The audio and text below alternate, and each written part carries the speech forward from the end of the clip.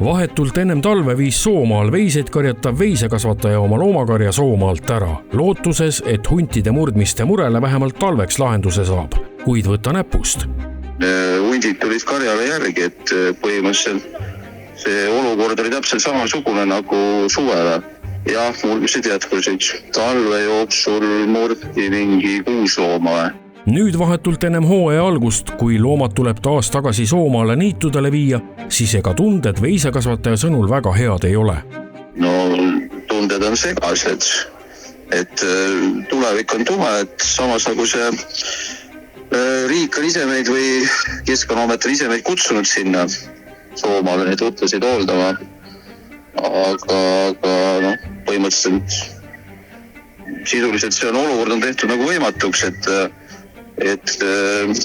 kui see aasta veel maha muutakse, siis ma ei teagi, mis saab. Siis me oleme põhjas omadega. Soomaal koos olnud ümarlaud, kus osalesid kõik osapooled, tõdesid, et ega head lahendust ei olegi.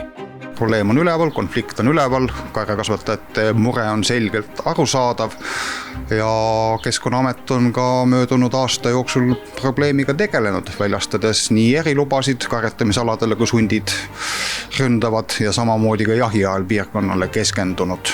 Et lihtsalt nüüd on kätte jõudnud aeg, et lisaks jahinduslikele vahenditele tuleb rohkem leida ka ennetusmeetmeid, mis hunte piirkonnast eemale peletaksid. Meie jahimeeste poolt on antud sinna küttimislube, aga peale nuhtlusisendite küttimist on murdmised jätkunud ja see tähendab seda, et jätkuvalt tuleb väljastada veel lube ja nuhtlusisendid küttida. Kindlasti ei ole mõeldav ka Soomaale 2 meetri kõrguseid aedu ümber niitude ehitada, et veiseid saaks karjatada. See ei ole majanduslikult ja nii-öelda füüsiliselt ei ole lihtsalt võimalik.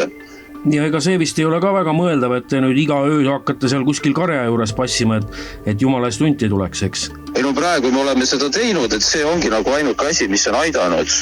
Aga no kaua sa jõuad seal aia juures passida, et see lahendus ei ole ka füüsiliselt ei ole võimalik.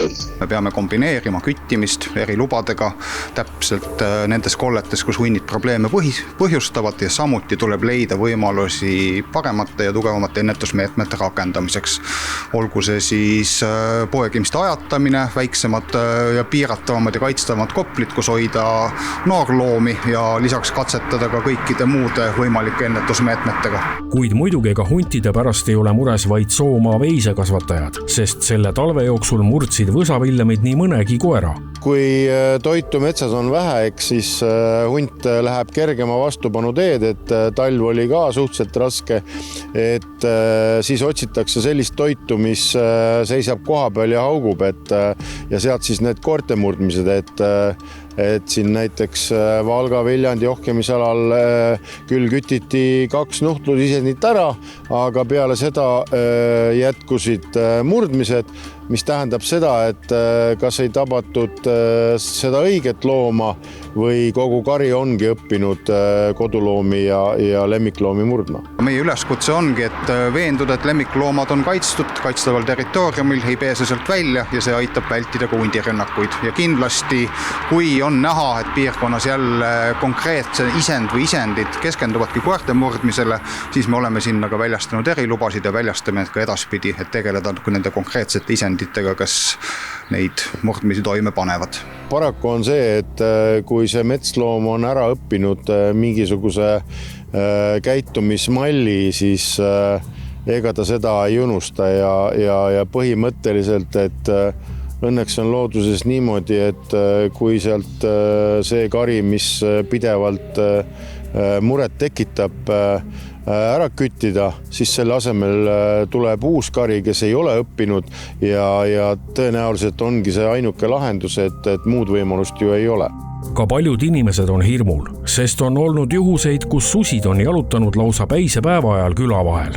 Hundirünnaku tõenäosus on tegelikult väga madal, et hunt inimese eest liigub kaugelt ära, enne kui inimene teda juba näeb ja mis siin tuuagi paralleelina välja, et võttes näiteks puugi kaudu levivad haigused, kodukoerte rünnakud ja hammustused, et me räägime ikkagi suurusjärkudest suurematest numbritest.